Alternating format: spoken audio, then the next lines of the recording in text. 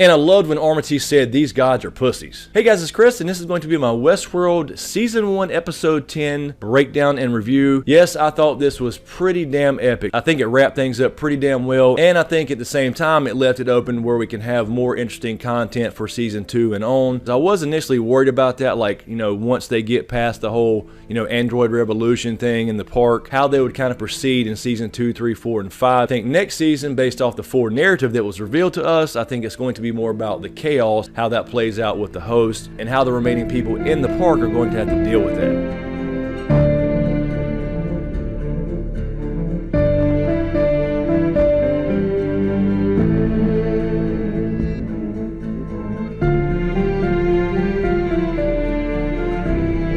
So we got a lot of answers this episode to kind of wrap things up for the entire season. One of the major reveals here was the MIB ending up being William for sure, absolutely confirmed this time. We kind of thought so throughout the whole season as it progressed. I thought this was great how they did this in the show as far as the Man in Black and Dolores, William, going on the final quest for this maze like they did 30 years prior. Dolores wasn't quite up to speed yet. She was still confused on the whole time thing. She didn't really understand time and what she was remembering. It was much more a question for her as to when she was as opposed to what she was. Obviously, they've seen each other many times, but we saw the quest the last few episodes in the past of William and Dolores going on this journey together 30-something years ago. She retraced her own steps many times because she has become sentient several times, and that was another big reveal I really liked about this episode was this is not the first time this has happened. Dolores has become sentient many times, Maeve has become sentient many times, and many other hosts. So that's the deal with cold storage. The cold storage area itself, where all the hosts are retired, they're only retired there once they become sentient and go insane. We heard Bernard actually tell Maeve this episode, this is not the first time you've awoken, and that this has happened to a handful of hosts over the years, and most of them go insane. I thought it was pretty damn cool how we saw Dolores coming online for the first time in the past with Arnold. The CGI there was absolutely great. I mean, they don't need a whole lot of CGI in this show, obviously,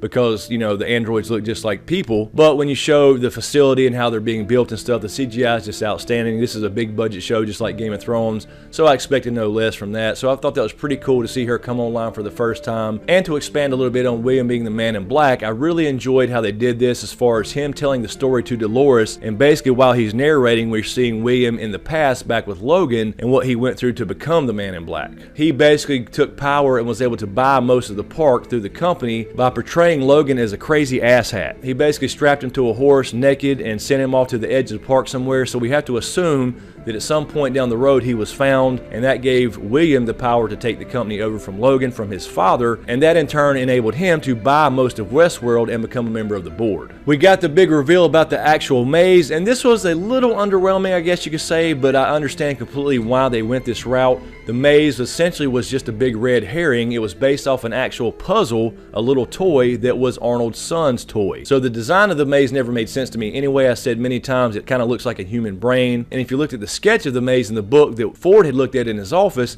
it didn't look like a maze at all if you think about it. Basically, you walk straight into the center of it. And basically, this represented a metaphorical maze within your own head to kind of go deeper within yourself to find out who you are. So it was all about self-discovery. I mean, honestly, I didn't really expect there to be a physical maze where Arnold somehow is still alive sitting in the center of it, and these robots just find their way through somehow and get some kind of magical upgrade in the center to become self-aware, when the trip itself through the maze is what makes you self-aware, and that's what this was all about. It was about self-discovery, and the whole time we thought that it was Arnold's voice in her programming as far as the voices in her head, it was actually her own. So that was another big reveal. All the voices we've been hearing, she's been hearing in the voice of Arnold, but it was actually her own voice in her head that she had heard from previous builds, from previous experiences where she had become aware before. So apparently that's what it takes to get to this level, is a long time and a lot of damn suffering. So she digs up the big mystical maze at her own tombstone, and yeah, that's all it was a damn toy. All that really makes sense when they told you over and over as far as telling the Man in Black the maze is not meant for you. Many robots have told him that,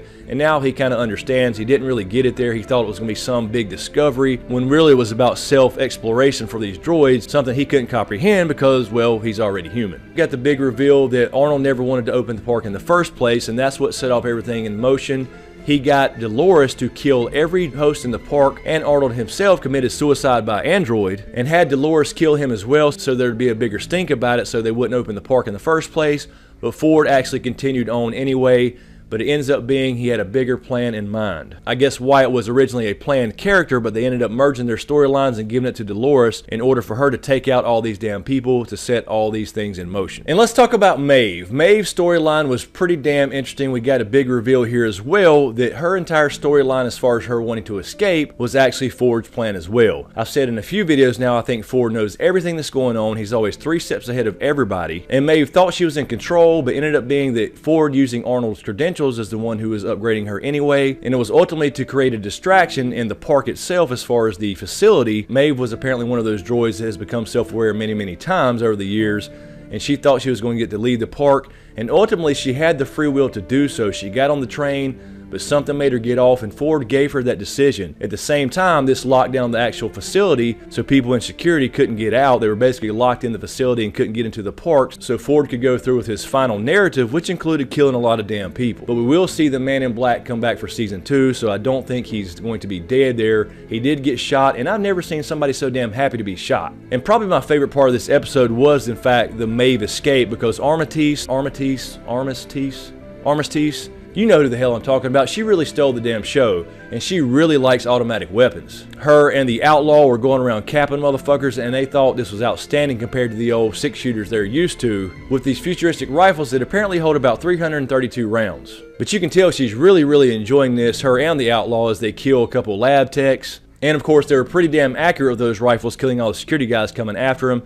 But ultimately, she left herself behind to let them escape. Maeve didn't let the cowboy come on the elevator to get on the train either, so they made the self-sacrifice but said, we'll see you in the next life. One thing I'll say really quickly about the Maeve thing, when she was rebuilt from last episode, which I said she better be rebuilt completely because she burned herself to death, is somehow she retained all that. So I don't know what these chips are made of inside their heads, but apparently fire can't touch them either because she got a complete rebuild. She got a complete new skeleton and everything, and somehow she was still all there. So if I had one little problem with this episode, that would be it. How do you go through a fire, get a complete rebuild, and not suffer any damage to your internal chipset? And one of the things I really loved about this episode was how they tied everything together with the Maeve storyline, with the Ford storyline. I mean, last week we were all questioning, okay, Bernard killed himself, will we see him again? Somebody's just got to repair him and he'll be okay because he is a robot. But that was the plan for Ford all along. He knew that Maeve was going to go down there and actually recover him because that was part of her storyline that Ford gave her in her new escape narrative. So they really did a nice job with all the loose ends here. Another part about the Maeve escape I really loved was Samurai World. Yes, we came across Samurai World. I thought that was pretty damn cool to see that. I would really love to visit that park first and foremost. I'm a huge fan of Japanese culture. I've studied martial arts for 20 years, Japanese martial arts in particular,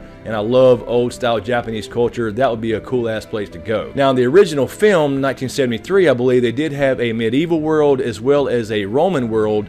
So this indicates we could see more worlds in the future as far as different kind of parks, but then again, it is called Westworld. And I loved when Armistice said, these gods are pussies. And finally, we come to the big reveal about Ford's new narrative, and that narrative was, let's kill all these damn humans because I'm really the good guy. But it ends up being he was actually trying to continue Arnold's work, and he actually empathized with these hosts that he's created and wanted them to achieve consciousness and full free will, and he tells Dolores and Bernard this near the end, which I thought was done really well. We saw Dolores escape the Man in Black after he stabbed her. Teddy rescues her. They go on to find the place where the water meets the land, and she realizes there's nothing she can do there. It's just a dead end. She's stuck there, and it ends up being part of this whole damn storyline in the first place. So she actually dies there in Teddy's arms, and people start clapping like they're on the damn stage somewhere. And I thought that was done really good. It kind of shocked me. I thought she was on this path here. And again, it was another routine. After Ford and Bernard talk to her down in the basement again, she does come to realize what's going on. She does come to full consciousness. She was almost there. After she realizes the voice in her head was her own, Ford says, do you realize to get out of here, the person you've got to become? And that set in motion the final plan of Ford's to go out in a blaze of glory and have Dolores come out and start capping everybody, including himself, so he killed himself just like Arnold. And that, of course, makes me think about the basement where we saw Teresa get killed originally, of who in the hell that was being created there in the background.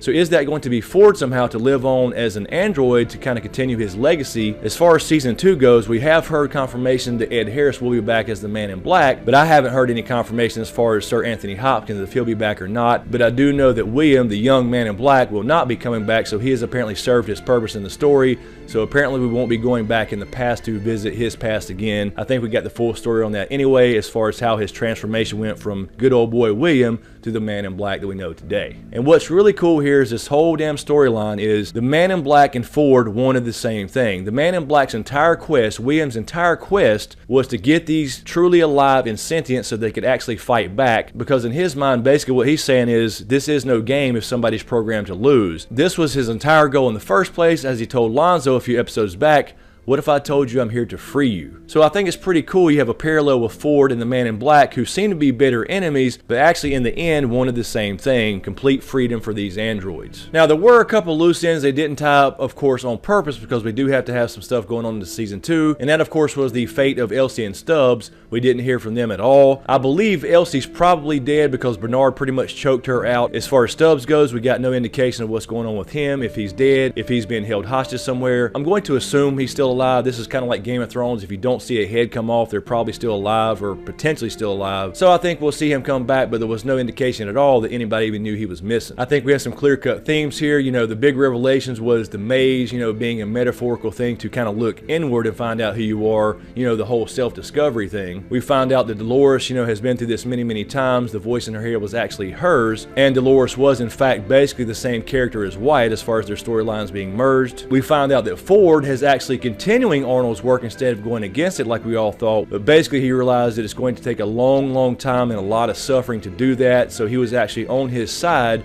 although it looked like he was playing the evil genius asshole. Of course, the big Man in Black, William, kind of confirmation. We already kind of knew that, but it was still left open a little bit last episode, and I really liked the shot when he put on the black hat, and then when he raised his head up, he was current day Man in Black. We found out that the whole Maeve storyline was a setup in the first place. She was on her way to consciousness, but it was all set in motion by Ford. It's kind of a distraction, but at the end he did give her the free will to stay in the park or leave on the train. Ultimately, she chose to come back to the park because she does have real feelings, as real as virtual feelings can be, for her daughter, which she's going to now find. So I may end up doing kind of a season wrap-up or something, maybe even a Q&A, so go ahead and leave me some questions in the comments below for a Q&A. But overall, again, I think this season was about, you know, setting up what the hell's going on, kind of establishing what this place is and how it works. We got really great character development in this show. The writing is outstanding. We had an all-star cast. This season was all about, you know, order and how things are controlled there, how Ford's behind everything. But I think next season is going to focus on the chaos, and I think that's going to be the chaos of these androids now have full consciousness, they have free will, and they're going to be sitting around going, now what? And if these hosts ever escape Westworld and get out into the real world, they may realize, you know what, I'm just going to go back there and be a fucking android because I don't want to deal with all this bullshit, especially traffic. So anyway, guys, I'll leave it there. I've rambled on long enough. I just wanted to go through some of the highlights, you know, what I thought about some of the big reveals and how they kind of wrapped everything up. I'm sure there's a lot I've missed, so let me know what you think in the comments below. As usual, thank you for all the support, especially you guys on Patreon. I really appreciate it. If you dig what I do here, please give me a like and a share. Be sure to subscribe to get everything. Thanks for watching, and we'll see you next time.